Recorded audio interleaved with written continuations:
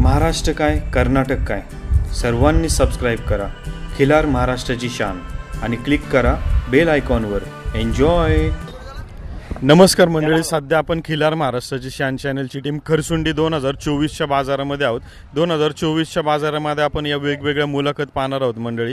आणि सध्या पाहत असलेला हा जातीवंत बैल स्वप्नील मधने राहणार खारातवाडी यांची खास मुलाखत घेतोय मंडळी. यांच्या दावणीचं एक विशेष गोष्ट म्हणलं तर आदत, दोन दाती, चार दाती याच्यामधले जातीवंत खोंड असतील, वळू बैल असतील, सांभाळण्याचं काम स्वप्नील हे करत असतात.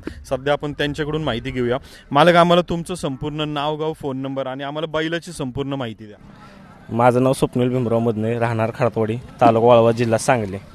हा बैल जालेंदर चव्हाण यांच्या वारलेल्या बैलाचा पोटचा आहे. शो घेऊ आता 2 दाते आहे. माझा फोन नंबर 9130879820. हा जातीवंत कोसा खिलार, धनगरी कोसा खिलार आहे. आपण आता गाईवर सोडायला चालू केलं, किती गाई भरल्यात काय, आणि थोडंसं याच्या अगोदर आपल्या दावणीला अजून कशा प्रकारची बैल होती किंवा अजून घरी काय आहे का ती माहिती द्या.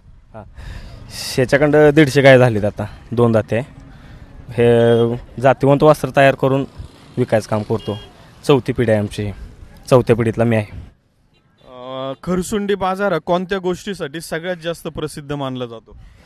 जातीवंत वस्त्रासाठी. कोसा खिलार मिळण्याचं मंडळी सर्वात मुख्य ठिकाण खरसुंडीचा बाजार असतो. खरसुंडीचा बाजार हा वर्षातून 2दा भरत असतो.